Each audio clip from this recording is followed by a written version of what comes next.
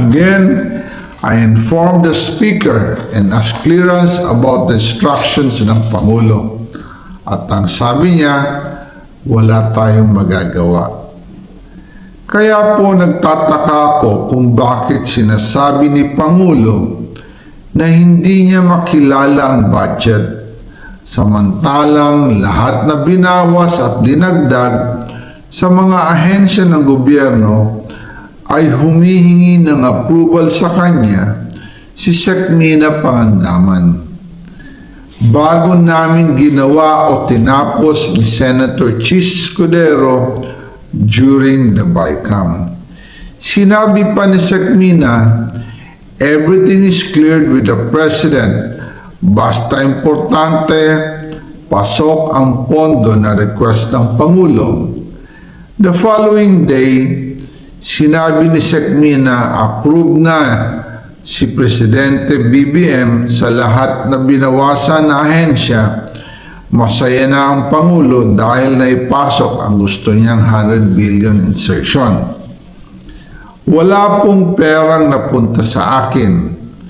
Lahat po ng insertion na punta sa ating Pangulo at Speaker Martin Romualdez. Ako lang at ang aking mga tao, sila Paul Estrada, Mark Tiksay, at ang aking mga security ang nag-deliver papunta sa bahay nila Pangulong Bongbong Marcos at Speaker Martin Romualdez sa North Forbes Park, South Forbes Park, hanggang sa Malacanang. Yung mga deliveries po ay merong record ang aking mga tao. Totoo po yung sinasabi ni Orly Gutesa na nag-deliver siya sa Forbes Park. Totoo din po ang sinasabi ni Orly Gutesa na nag-deliver siya sa Malacanang nung siya ay nasa Senado. Para mapatunayan ang mga litrato na deliveries ay ilalabas ko po together with this video.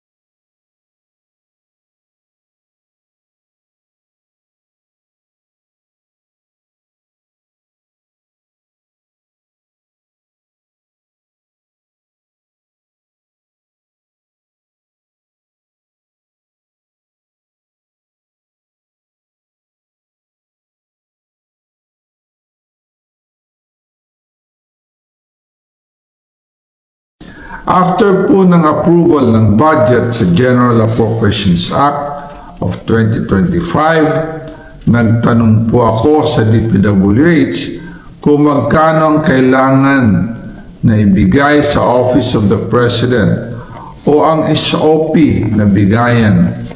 Ang sinagot sa akin ay 25%. Ang ibig sabihin nito, 25% ng 100 billion ang SOP na kailangan ibigay kay BBM mismo.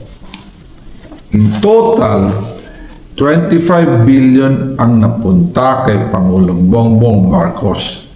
Kaya ngayon ay hinahamon ko si Ombudsman Remulla kung seryoso talaga siya sa mga sinasabi niya sa kanyang press release na idadamay niya pati si Martin Romualdez kung magbibigay ako ng ebidensya. Patunayan niya ngayon ang pronouncement niya. Imbestigahan niya ang fraternity Brad at ang kanyang kaibigan na si Speaker Martin Romualdez kung talagang tutupad siya sa tungkulin niya. Imbestigahan din niya si President Bongbong Marcos. Sabi nga ni BBM nung SONA, let's do it right at mahiya naman kayo, hindi po ba?